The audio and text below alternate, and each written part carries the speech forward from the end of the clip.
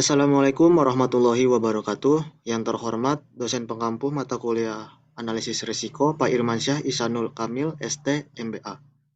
Kami dari kelompok 2 ingin mempresentasikan hasil kerja kami tentang analisis manajemen risiko dan kinerja keuangan PT Indofood. Sebelum itu, izinkan saya memperkenalkan anggota saya. Yang pertama ada Kanaya Clarista Eka Azahra, lalu ada saya sendiri Bintang Ramadan, ada Korina Mardita, dan terakhir Jai Rivaldi Situngkir. Selanjutnya akan dibacakan oleh teman saya. Profil. Indofood merupakan sebuah perusahaan total food solution dengan kegiatan operasional yang mencakup seluruh tahapan proses produksi makanan, mulai dari produksi dan pengolahan bahan baku hingga menjadi bahan akhir yang tersedia di pasar. Indofood dikenal sebagai perusahaan yang mapan dan terkemuka di setiap kategori bisnisnya.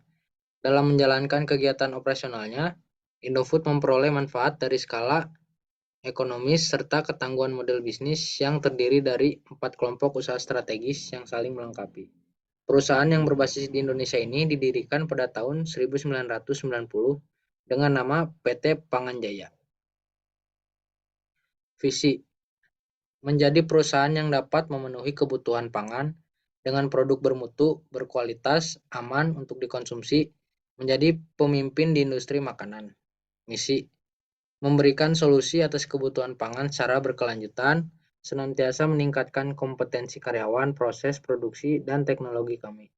Memberikan kontribusi bagi kesejahteraan masyarakat dan lingkungan secara berkelanjutan, meningkatkan stakeholder value secara berkesinambungan. Proyek perusahaan. Antoni Salim, pemilik PT Indofood CBP Sukses Makmur Tbk, telah melakukan investasi yang signifikan di sektor energi surya di Filipina.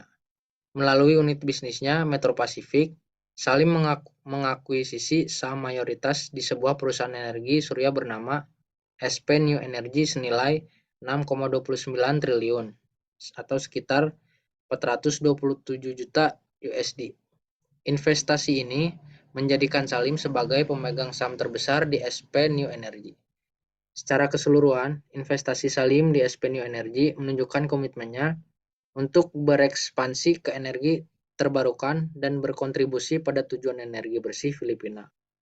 Hal ini juga menunjukkan diversifikasi grup Salim di luar industri tradisional dan fokusnya pada praktik bisnis yang berkelanjutan. Proses manajemen risiko PT Indofood Sukses Makmur. Penilaian risiko. Risiko bisnis yang pertama ada market volatility. Market volatility adalah pasar energi surya dapat dipengaruhi oleh faktor-faktor seperti perubahan kebijakan pemerintah, regulatory frameworks, dan kemajuan teknologi. Fluktuasi kondisi pasar dapat berdampak pada profitabilitas dan kelangsungan hidup proyek energi surya. Yang kedua ada tantangan operasional. Mengembangkan dan mengoperasikan proyek tenaga surya membutuhkan pengetahuan dan keahlian khusus. Setiap masalah operasional seperti kesulitan teknis, tantangan pemeliharaan, atau penundaan proyek dapat mempengaruhi kinerja dan pengembalian keuangan dari investasi. Yang ketiga ada persaingan. Sektor energi terbarukan, termasuk energi surya, menjadi semakin kompetitif. Kehadiran pemain lama dan pemain baru di pasar dapat menjadi tantangan bagi keberhasilan pelaksanaan dan profitabilitas proyek. Yang keempat ada persyaratan pembiayaan dan modal. Mengembangkan proyek tenaga surya skala besar melibatkan investasi awal yang besar.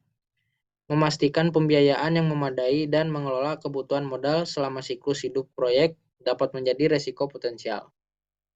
Selanjutnya ada risiko keuangan. Yang pertama, fluktuasi nilai tukar. Proyek ini melibatkan investasi yang dilakukan dalam mata uang yang berbeda, dengan potensi risiko nilai tukar. Fluktuasi nilai tukar antara rupiah Indonesia dan peso Filipina terhadap dolar AS dapat berdampak pada nilai investasi dan keuangan finansial. Yang kedua, pembengkakan biaya. Mengembangkan dan membangun proyek tenaga surya dapat melibatkan eskalasi biaya yang tidak dapat terduga. Faktor-faktor seperti perubahan harga material, biaya tenaga kerja, atau persyaratan peraturan dapat menyebabkan pembengkakan biaya, sehingga berpotensi berdampak pada profitabilitas dan kinerja keuangan proyek. Yang ketiga ada ketidakpastian pendapatan. Keberhasilan finansial dari proyek-proyek energi surya bergantung pada faktor-faktor seperti tarif listrik, perjanjian jual beli tenaga listrik, dan permintaan energi terbarukan secara keseluruhan. Setiap perubahan atau ketidakpastian yang terkait dengan faktor-faktor ini dapat mempengaruhi perolehan pendapatan dan kelayakan finansial proyek. Yang keempat ada risiko peraturan dan kebijakan. Perubahan kebijakan pemerintah, peraturan, atau program subsidi yang terkait dengan energi surya dapat mempengaruhi prospek keuangan proyek. Ketidakpastian mengenai dukungan kebijakan jangka panjang untuk energi terbarukan dapat menimbulkan risiko keuangan.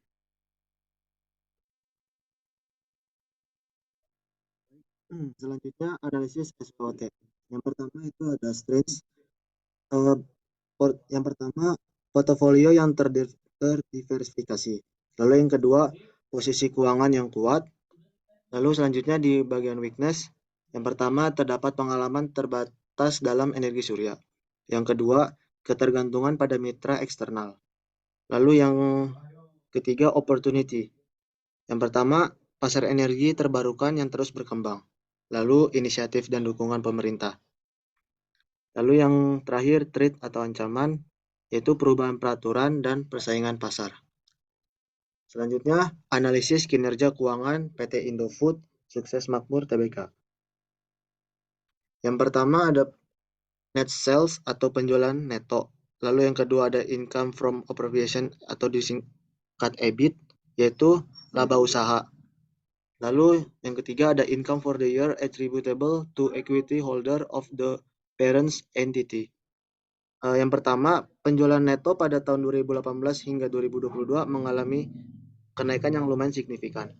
Lalu pada laba usahanya pada tahun 2018 hingga 2022 juga mengalami kenaikan yang signifikan.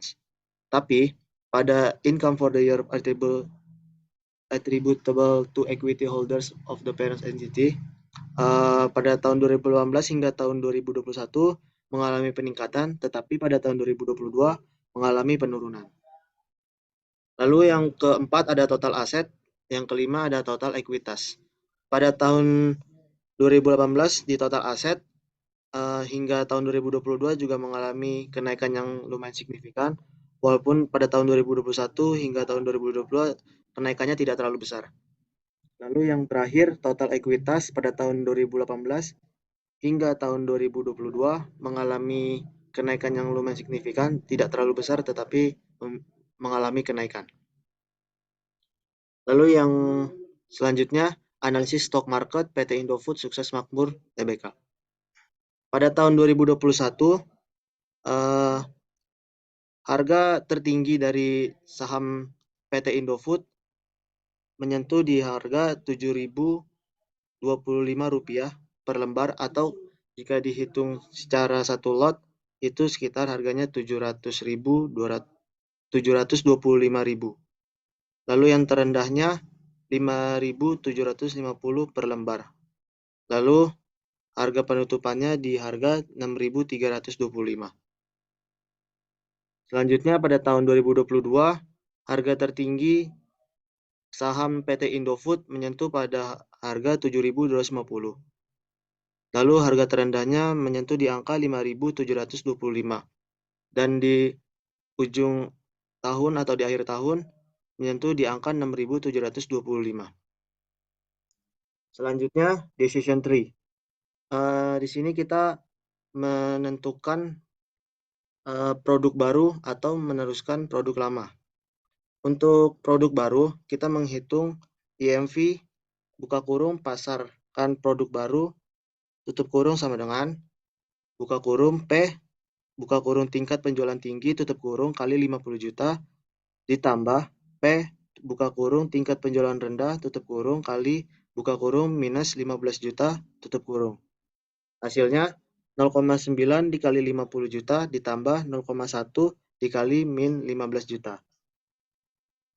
Hasilnya 45 juta ditambah minus 1,5 juta, yaitu 43,5 juta untuk EMV produk baru. Lalu untuk EMV produk lama, rumusnya P buka kurung tingkat penjualan tinggi dikali 35 juta tambah P buka kurung tingkat penjualan rendah dikali minus 20 juta. Sama dengan 0,3 dikali 35 juta tambah 0,7 dikali minus 20 juta. Hasilnya 10,5 juta ditambah minus 14 juta, yaitu minus 3,5 juta. Berdasarkan hasil perhitungan decision tree tersebut, maka pilihan yang tepat yang harus dilakukan perusahaan Indofood untuk mempertahankan kedudukannya di pasar adalah dengan memilih memasarkan produk baru. Hal ini didasarkan pada perolehan hasil perhitungan EMV dengan nilai sebanyak 43,5 juta. Selanjutnya, kesimpulan dan saran. PT Indofood Sukses Makmur Tbk merupakan produsen berbagai jenis makanan dan minuman terkemuka. Produk yang dihasilkan perusahaan terbagi dalam 4 grup, yaitu CPB atau Customer Branded Product, lalu ada Bogasari, Agribisnis, dan Distribusi. Perusahaan ini dihadapkan oleh berbagai macam risiko yang dapat mengancam keberlangsungan perusahaan tersebut. Di antaranya adalah risiko bisnis seperti market volatility, tantangan operasional, persaingan dan persyaratan pembiayaan, dan risiko keuangan seperti fluktuasi nilai tukar dan pembekakan biaya. Untuk dapat menghadapi dan meminimalisir risiko tersebut dengan menggunakan analisis EMV, maka perusahaan diharapkan dapat memasarkan produk baru. Hal ini didasarkan pada perolehan hasil perhitungan EMV dengan nilai sebanyak 43,5 juta. Berdasarkan laporan keuangan, PT Indofood Sukses Makmur Tbk terjadi peningkatan yang signifikan dari tahun 2018 sampai tahun 2022. Hal ini menunjukkan bahwa perusahaan mengalami pertumbuhan yang positif selama 5 tahun terakhir. Berdasarkan analisis yang telah dilakukan dari data yang tersedia, dapat kami sarankan untuk berinvestasi pada PT Indofood Sukses Makmur Tbk. Karena dapat dilihat laporan keuangan 5 tahun terakhir. Perusahaan ini memiliki kinerja keuangan yang positif. Selain itu, jika mengambil keputusan untuk memasarkan produk baru, perusahaan ini memiliki potensi untuk meningkatkan kinerja keuangan dan penjualannya. Baik, sekian dari kami. Jika ada kekurangan atau salah kata, mohon dimaafkan. Semoga laporan tahun ini dapat menjadikan perusahaan kita jadi lebih baik lagi. Terima kasih, saya akhiri. Wassalamualaikum warahmatullahi wabarakatuh.